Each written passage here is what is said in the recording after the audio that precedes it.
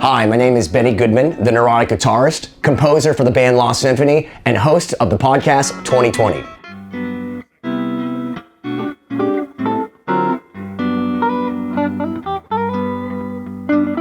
I started believing in the universe when I found this guitar because the level of synchronicities, it's almost unexplainable. Statistically, it's beyond improbable, and all I can think of is that Les Paul somewhere is smiling.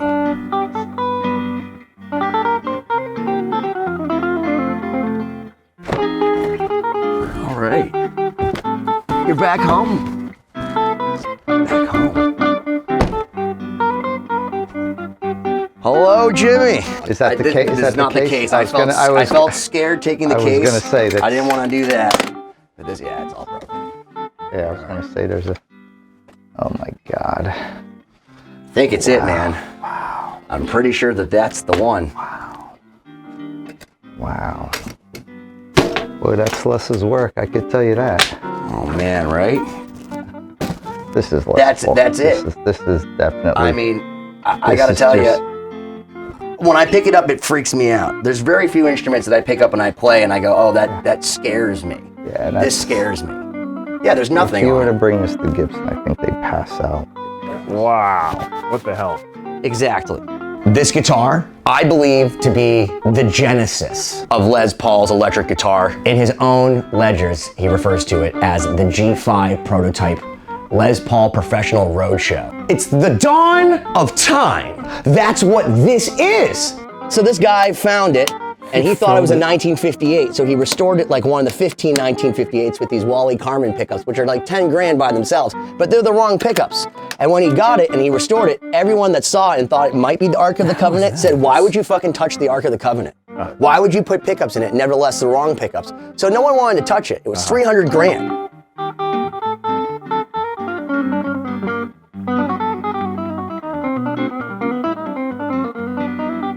I'm sure I'm wrong, but just from some of the grooves going this way in the wood between the frets that he was filing by hand, doing it this way, getting super flat. Oh yeah, he only played them flat, so he filed down all of these frets himself. When I saw it online, I wasn't sure what it was, but I just had this feeling that this was a big deal. It's kind of like finding the Dead Sea Scrolls. This is a piece of history. That said, it sat online for a long time, and I saw people making fun of it, I saw people questioning it, and the more that I questioned it, the more that I looked into it, the more I believed that this was something very, very special, and it was an outrageous amount of money online. And to put $50,000 on the line, just on a whim in my stomach, in my gut, was kind of freaking crazy. I talked to Paul Reed Smith, and he said to me, Benny, do you have Les Paul's white Les Paul? I did not possibly fathom the concept that the universe would have delivered to me the G5 1947-1948 Les Paul Professional Roadshow guitar, which we believe to be 1950-51. When Les passed, they auctioned off a guitar that on the back of the headstock, like Les often did, had a G5 sticker, because that's between G1 and G300 was how Les had cataloged all of his guitars, G1 through G300. In his ledger, the G5 did not have a serial number. And unlike the G4, it didn't have a broken neck. Now the G5 that sold had a broken neck and a 1958 serial number. I 100% believe that those guitars were switched because when Jimmy, the mayor of Mahwah, New Jersey, met Les in the 80s, Les was playing a guitar similar to this, as he recalls, and said, this is not the real one, this is a fake. Met Les Paul in early 1980s. Became best friends with him. What you see behind me, in front of you, is all because of, our relationship. But it became evident years later that it wasn't about music. It was about someone that he could talk to and be in a different atmosphere. And everything from the fact that this came in a 1952 case and says Lester Pulfus, Mr. Lester Pulfus, #1, September 1952. Why would a fake come in a case that's worth more than a freaking Mercedes? That's because this guitar, as the universe has continuously informed me, is one of the most important guitars in history. Everything about this guitar has Les's fingerprints and DNA all over it based on everything that Jimmy said to me. I actually had said to him, well, I purchased a guitar that I believe belonged to Les on the internet. And without skipping a beat, he said, the white one? Yeah. How did you know? I saw that guitar too. That's Les's guitar. As it turns out, Jimmy, the mayor of Mahwah, New Jersey, was Les Paul's confidant for 28 years. Back in the early 80s, working the police desk, it was a Sunday night, snowing. The phone rang. I picked the phone up. Mahwah Police. And the voice said on the other, howdy, this is Les Paul. I'm like, who the frick is Les Paul? Just want to know if you know of anyone who has a snowplow. Come plow my driveway. I'm like, well, I said, I got a plow. If you can wait till midnight when I get out, come plow your driveway. Now you got to understand, I don't know who this guy is. I don't know Les Paul. So I plow his driveway. Coming down the driveway, I slide and I go right through his mailbox. I mean, right through it. So I got out of the car. I'm nervous, just joined the police department. So I go pick the mailbox up and I'm like, what do I do? So I did what any young kid would. I took it, threw it further in the woods and left. Week later, phone ring. Les wants to see you. I'm like, no, it's not a big deal. But I go over to the house and behind the counter, there's this little old man with a guitar. And he said, howdy, you must be Jim. I'm like, I am. I said, you must be Mr. Paul. All I want to do is get out of there. So he goes, I want to give you something. So he gives me these tapes.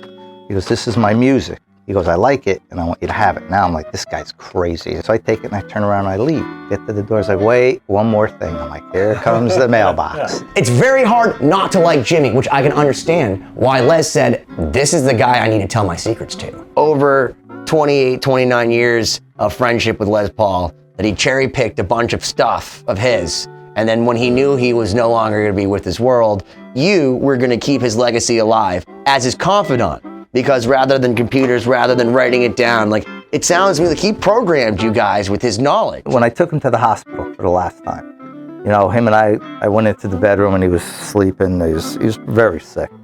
And he opened his eyes and he said, sit down, patted the bed, said, sit down, let's talk. He said, you remember the night that I called and I found you? I'm like, yeah, you needed someone to plow your driveway. He said, no. I said, what do you mean, no? He goes, I had a guy to plow my driveway. I said, then why'd you call the police? He goes, because I was looking for you and I found you. And he patted me on the shoulder, said, thank you. So I come in here in 2014 and her shit's all over the place. This is disgusting. She goes, well, what are you going to do with all your Les Paul stuff? I'm like, well, it's going to go to the museum. Now this tape machine sits in here, right? It's been there for, since we built the house. And you see the tape? The door was taped shut. So she pulled it and the door opened. She goes, what the hell is that? I'm like, I don't know. I come around, I start crying. The mailbox I knocked over. Oh, my God. He hid it in there. Way. Hid it for me to find. And just one look at this, from the shaved down frets to no binding to just the whole thing being hacked apart. Every single thing said Les. Les had made for Jimmy a little display of the first Gibson knob, a bunch of his favorite pickups. Yeah, that's true. He had favorite pickups. He showed us this. And I point to these Alnico pickups. I said, are those the pickups for my guitar? And he goes, yeah. Then he calls me and he's like, what do you think? I said, it doesn't have the original pickups. He goes, yeah, it doesn't. I said, I know where they are. He goes, where? I said, they're hanging on my wall. And I point to these Alnico pickups. So I'm thinking to myself, maybe these are the pickups to the guitar. Holy Jesus, those are it. Those are it. And if we pull out the picture, show people that this is definitely the pickups from this guitar. I said, are those the pickups from my guitar? And he goes, yeah. These are the originals that go in that guitar. Oh, wow. Oh, my God. Amazing. All hand wound by Les. Amazing. Wow. So we're gonna restore this guitar with those pickups. Les made pickups. I don't even know if it works, but we'll see. This guitar sat in someone's basement of a recording studio, mummified for 40 years, shrouded in mystery. Why would it be there? How did it get there? Why did it not have the pickups in it? Where did they go? They're on Jimmy's wall. They were given to him by Les Paul. And I point them out and Jimmy confirms it, and I had no way of knowing. Back to the synchronicities of the universe. How? how the next time I drive to Mawa, I bring this guitar with me. And when I opened it up, Jimmy looked at it and he said, that's it. So all I can tell you is that my friendship with Jimmy the Mayor, that my understanding of Les Paul, he wanted this back home. And that's what we're gonna do.